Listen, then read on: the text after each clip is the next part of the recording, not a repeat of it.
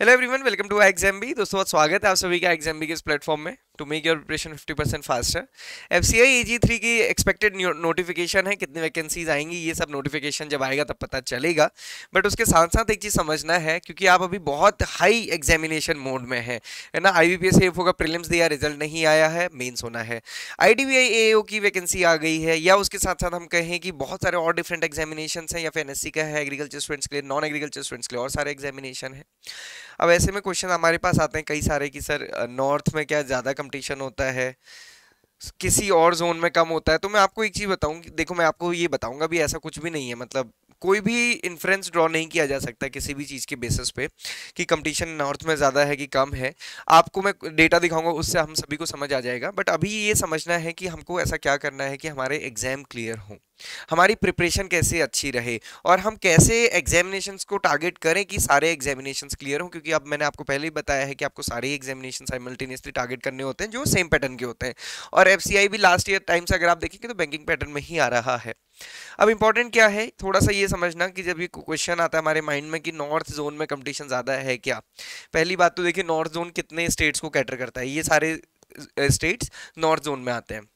Second important चीज़ है, यहाँ पे सबसे ज़्यादा डिपोज हैं, 1272 डिपोज। बाकी जोन में आप ऐड करेंगे ना तो इतने डिपो भी नहीं होंगे, टोटल मिला के जितने डिपो सिर्फ और सिर्फ नॉर्थ जोन में। रीज़न क्या है, ये ग्रीन रेवोल्यूशन वाला एरिया है ना। हमको पता है ये वाली बेल्ट है जो मेजरली पैडी और वीट ग्रो करती है। तो सबसे ज़्यादा एफसीआई का, क्योंकि प्रोक्योरमेंट इसी में होता है, तो सबसे ज़्यादा जोन डिपोज सब कुछ एम्प्लॉय सब कुछ यहाँ पे। तो इस वजह से क्या होता है, यहाँ पे सबसे ज़्यादा वैकेंसीज आती हैं, है ना। वैकेंसी सबसे ज्यादा यहाँ पे आती हैं।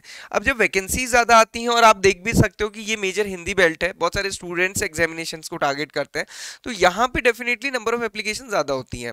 बट कंपटीशन फिर भी ज्यादा नहीं होता है। अगर आप कंपटीशन का कंपेयर करेंगे कि north zone versus south zone में, तो साउथ जोन में ज्यादा होगा as compare to north zone में। भी आपको आगे दिखाऊंगा। आप बाकी जोन में ये देखिए, number of depot east zone में कितने, सिर्फ 190। वेस्ट जोन में कितने, 334।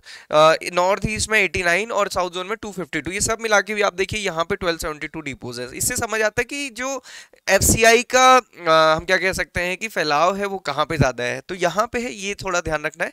बट इसका बिल्कुल मतलब नहीं कि कंपटीशन, क्योंकि हमें क्या देखना है कि हमारा सिलेक्शन कैसे पक्का हो ना। तो कई बार स्टूडेंट सोचते हैं कि नॉर्थ जोन में अप्लाई करें या किसी और जोन में अप्लाई करें ना, ये क्वेश्चन हमेशा रहता है। बट मैं आपको ये बताना चाहता हूँ कि टोटल एप्लीकेशन अगर आप देखेंगे जनरल की 2,88,370 आई थी, और टेक्निकल की 1,03,428 आई थी। अब आगे देखिए,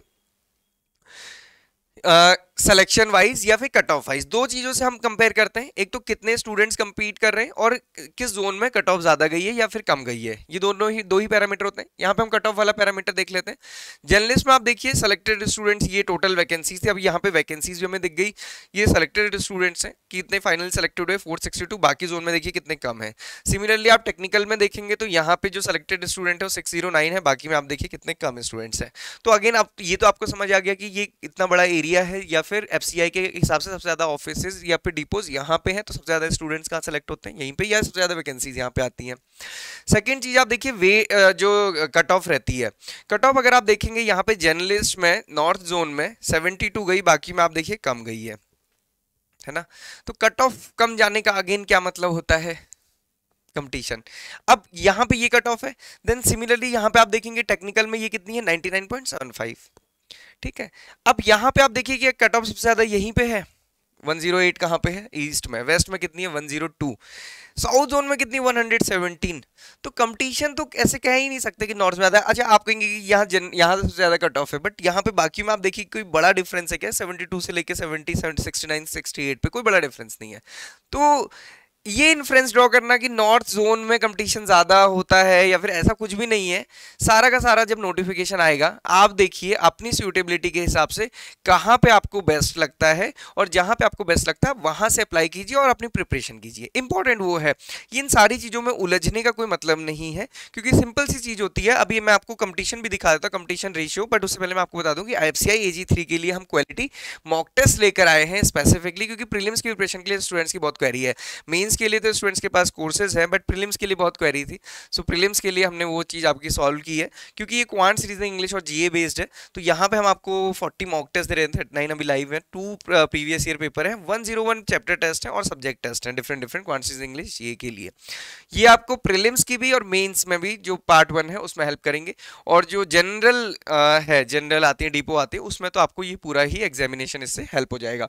सो दोस्तों ये आप ले सकते हैं, ये अभी आपको सिर्फ और सिर्फ 199 प्राइस से मिलेगा। अब हम आ जाते हैं कंपटीशन पे, जो मैंने आपसे कहा कंपटीशन का रेशियो देखो, जनरलिस्ट की एप्लीकेशंस नॉर्थ जोन में कितनी थी, 1,13,000 सबसे ज़्यादा, टेक्निकल में सबसे ज़्यादा, अब तो वैकेंसीज भी तो सबसे ज़्यादा थी, तो कंपटीशन रेशियो क्या था, 1:25, 245 था। मेंस का तो सबका बराबर होता है, क्योंकि वो उसी प्रोपोर्शन में सेलेक्ट करते हैं। अब देखिए 1:245 था, मतलब एक सीट के अगेंस्ट 245 स्टूडेंट थे नॉर्थ जोन में। साउथ जोन में कितने थे, एक वैकेंसी के अगेंस्ट 302। ज्यादा स्टूडेंट्स कहाँ हैं, यहाँ। उसके बाद अगर आप देखेंगे ईस्ट जोन में 295, वेस्ट जोन में 367, नॉर्थ ईस्ट जोन में 618। सबसे ज्यादा कंपटीशन तो नॉर्थ जोन में हो गया था, नॉर्थ ईस्ट जोन में। तो कुछ भी नहीं है, मतलब कोई बड़ा इन्फ्रेंस इससे ड्रॉ नहीं होता है। सिंपल सी चीज ध्यान रखनी है दोस्तों, जिस दिन नोटिफिकेशन आएगा आपको ये देखना है कि मैं कहाँ जॉब करने के लिए सूटेबल हूँ, आपने वहां के लिए अप्लाई करना है और अपनी पढ़ाई शुरू करनी है। इन चक्करों में फंस के कुछ नहीं होने वाला।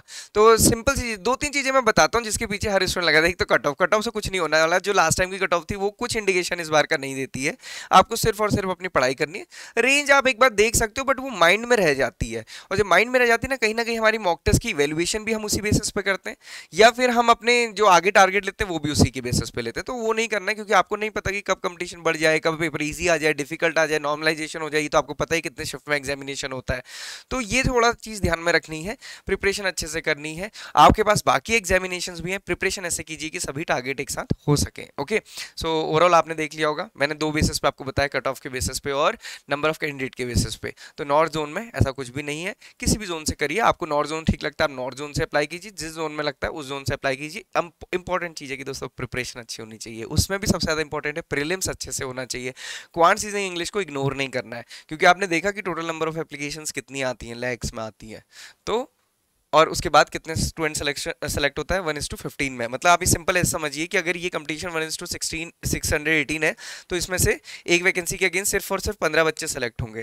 तो आप समझ सकते हैं कंपटीशन तो है किसमें, प्रीलिम्स में। इसलिए क्वांट रीजनिंग इंग्लिश जी को बहुत अच्छे से प्रिपेयर कीजिए। बेस्ट तरीका वही होता है, क्योंकि आपने अब सब कुछ पढ़ ही लिया होगा, तो बेस्ट तरीका यही है कि आप मॉक टेस्ट मैक्सिमम दें। ये पेपर का पैटर्न है प्रीलिम्स का और ये मेंस का, और मॉक टेस्ट हम आपके लिए लेकर आए हैं। कोर्स भी अवेलेबल है, आप अपने अकॉर्डिंग इसको ले सकते हैं।